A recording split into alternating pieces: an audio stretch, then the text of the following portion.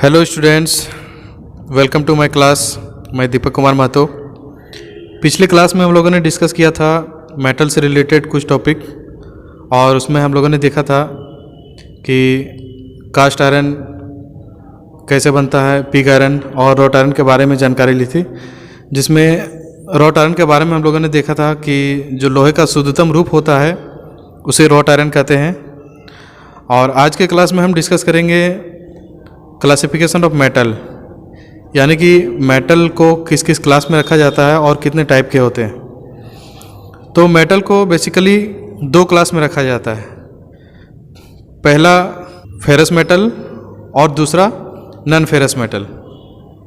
Ferrous metal उसे कहते हैं जिसमें लोहे के कण पाए जाते हैं। जिन धातुओं में लोहे के कण पाए जाते हैं उन्हें फेरस मेटल कहते हैं, जैसे कि cast iron, wrought iron, steel, ये सब फेरस मेटल के एग्जाम्पल हैं। और नॉन फेरस मेटल उसे कहते हैं जिसमें लोहे के कण नहीं पाए जाते हैं और उसमें मैग्नेटिक गुण भी नहीं होता है, जैसे तांबा, एल्युमिनियम, टिन, लीड, ये सब नॉन फेरस मेटल में आते हैं। तो चलिए सबको बारी बारी से जानते हैं। सबसे पहले फेरस मेटल में हम लोग स्टील के बारे में जानते हैं। और मैकेनिकल फील्ड में ज़्यादातर स्टील का यूज किया जाता है, इंडस्ट्री वगैरह में भी स्टील का ज़्यादा यूज होता है, इसलिए स्टील के बारे में जानना बहुत ज़रूरी है। स्टील आयरन और कार्बन का मिश्रण होता है, मतलब कि आयरन में कार्बन मिलाया जाए तो जो धातु बनता है उसे हम लोग स्टील कहते हैं। और स्टील भी दो तरह के होते हैं, एक प्लेन कार्बन स्टील और दूसरा alloy steel. Plane carbon steel का मतलब है कि उसमें बेसिकली कार्बन का मात्रा रहता है। तो चलिए प्लेन कार्बन स्टील में देखते हैं कौन कौन से स्टील होते हैं। सबसे पहला है low carbon steel. Low carbon steel को हम लोग माइल्ड स्टील भी बोलते हैं।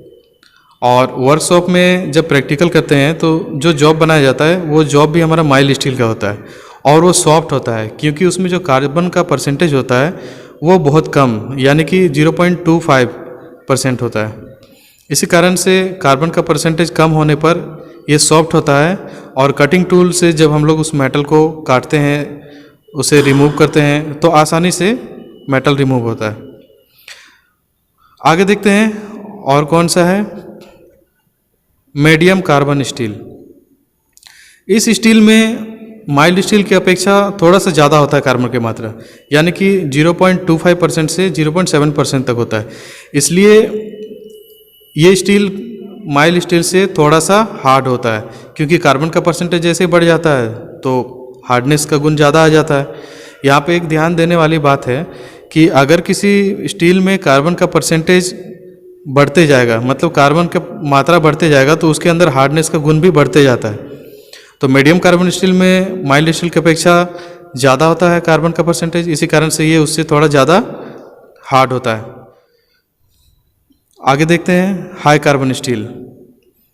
इसके नाम से ही पता चलता है कि इस स्टील में जो कार्बन का परसेंटेज होता है वो हाई होता है, यानी कि 0.7% से 1.5% तक होता है। और कार्बन का परसेंटेज ज़्यादा होने के कारण इसमें हार्डनेस ज़्यादा रहता है और टफ भी रहता है। इसी कारण से हाई कार्बन स्टील का यूज कटिंग टूल बनाने के लिए किया जाता है। जैसे कि वर्कशॉप में जो हम लोग फाइल यूज़ करते हैं मेटल को रिमूव करने के लिए, वो फाइल हाई कार्बन स्टील का बना हुआ रहता है और वो हार्ड होता है। इस कारण से उसमें जो कटिंग एज यानी कि टीथ बने हुए होते हैं वो जल्दी से घिसते नहीं हैं, और माइल्ड स्टील के वर्कपीस को आसानी से रिमूव भी करता है। तो ये हो गया प्लेन कार्बन स्टील। अब चलिए आगे हम लोग जानते हैं एलॉय स्टील के बारे में। एलॉय स्टील उसे कहते हैं जैसे स्टील में उसके प्रॉपर्टीज़ को बढ़ाने के लिए, यानी कि उसकी जो गुणवत्ता है उसको और बढ़ाने के लिए उसमें कुछ मिश्रण तत्व मिलाए जाते हैं, और वही मिश्रण तत्व मिलाने के बाद जो स्टील बनता है उसे कहते हैं एलॉय स्टील। चलिए देखते हैं एलॉय स्टील में क्या क्या होता है। जैसे पहले नंबर में है निकेल स्टील। तो इसमें स्टील और निकेल को जब मिलाते हैं तो बनता है निकेल स्टील, और निकेल मिलाने के कारण ये जो स्टील होता है उसमें हार्डनेस का गुण भी आता है, और हार्डनेस होने के साथ साथ उसका स्ट्रेंथ भी ज़्यादा होता है। यानी कि इस स्टील का जहाँ पे यूज़ किया जाएगा वहाँ पे उस स्टील की गुणवत्ता में भी बढ़ोतरी होती है और हार्डनेस के साथ साथ वो ज़्यादा दिन तक टिका हुआ रहता है। जैसे कि अगर कोई प्रिसीजन मेजरिंग टूल बनाते हैं तो वहाँ पे निकल स्टील का यूज होता है और वो प्रिसीजन इंस्ट्रूमेंट में जो हम लोग बनाते हैं उसमें ग्रेजुएशन दिया हुआ रहता है, उसमें माप के निशान दिए हुए रहते हैं, तो वो अच्छी तरह से साफ साफ नज़र भी आता है और उसका स्ट्रेंथ ज़्यादा होने के कारण वो जल्दी से ख़राब भी नहीं होता है। आगे देखते हैं और कौन सा एलॉय स्टील है, क्रोमियम स्टील। स्टील में क्रोमियम मिलाने से जो स्टील तैयार होता है उसे कहते हैं हम लोग क्रोमियम स्टील। और क्रोमियम मिलाने के कारण भी इसका स्ट्रेंथ में काफ़ी बढ़ोतरी होती है और टफनेस भी इसका बढ़ जाता है, यानी कि चिमड़ापन बढ़ जाता है। और क्रोमियम स्टील से आप लोग अगर पता होगा तो माइक्रोमीटर जो होता है प्रिसीजन मेजरिंग टूल, उसको क्रोमियम स्टील या फिर निकेल क्रोमियम स्टील से बनाया जाता है, जिस कारण उसका स्ट्रेंथ ज़्यादा होता है और काफ़ी एक्यूरेसी में वो मेजर भी करता है और उसमें जो माप के निशान दिए हुए रहते हैं वो भी साफ साफ नज़र आते हैं। उसी तरह से और भी मटेरियल होते हैं, जैसे वेनेडियम अगर स्टील में मिला दिया जाए तो वेनेडियम स्टील बन जाते हैं और वेनेडियम स्टील भी टफ होता है और हार्ड भी हो जाता है। इस कारण से उस स्टील से बनाए हुए जो पार्ट्स होते हैं वो ज़्यादा दिन तक टिके हुए रहते हैं और जल्दी से ख़राब भी नहीं होते हैं। फिर कोबाल्ट भी मिलाया जाता है स्टील में, तो वो स्टील कहलाता है कोबाल्ट स्टील। और कोबाल्ट स्टील मिलाने से क्या होता है कि उस पार्ट्स में, उस स्टील में हार्डनेस इतना ज़्यादा हो जाता है कि वो लंबे समय तक टिका हुआ रहता है और किसी भी तरह की खराबी नहीं आती है उसमें। उसके बाद फिर है टंगस्टन स्टील। टंगस्टन स्टील में क्या होता है कि स्टील में टंगस्टन मिलाने से वो तैयार होता है टंगस्टन स्टील, और इसको 20% तक मिलाते हैं और उसका हार्डनेस को, स्टील को बढ़ाने के लिए। फिर स्प्रिंग स्टील भी होता है। स्प्रिंग स्टील में 0.3% से 0.4% वाली कार्बन स्टील में 8% हम लोग क्रोमियम मिलाते हैं, फिर उसमें 7% मैग्नीज और 2% सिलिकॉन मिलाया जाता है। इस वजह से इस तरह का जो स्टील तैयार होता है इसमें इलास्टिसिटी का गुण भी रहता है।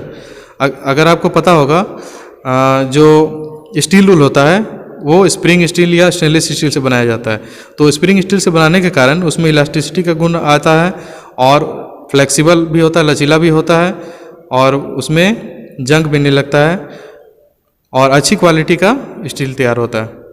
उसी तरह से हाई स्पीड स्टील भी होता है। इसमें कार्बन का जो टूल होता है, कार्बन स्टील के जैसे बड़े बड़े टूल होते हैं या कटर बनाया जाता है, जैसे कि मिलिंग मशीन में, सेपर मशीन में, ये सब में जो कटर होते हैं जो मेटल को काटने का काम करते हैं, वो कटर बनाया जाता है हाई स्पीड स्टील से। और हाई स्पीड स्टील बनाने के लिए इसमें लगभग 0.7% कार्बन रहता है, 18% टंगस्टन और 4% क्रोमियम मिलाया जाता है और 1% उसमें वेनेडियम भी मिला जाता है। तो इतने सारे तत्व मिलने के कारण ये स्पीड का क्वालिटी काफ़ी अच्छा हो जाता है और उस कारण से जो बड़े बड़े कटिंग टूल या कटर बनाए जाते हैं वो कटिंग एज उनका जल्दी से ख़राब नहीं होता है और लंबे समय तक उनका कटिंग एज बना हुआ रहता है। तो आज की क्लास में बस इतना ही। नेक्स्ट क्लास में हम लोग डिस्कस करेंगे और स्टील के बारे में और नॉन फेरस मेटल के बारे में जानेंगे, कॉपर, एल्युमिनियम और नॉन फेरस एलॉय के बारे में हम लोग जानेंगे।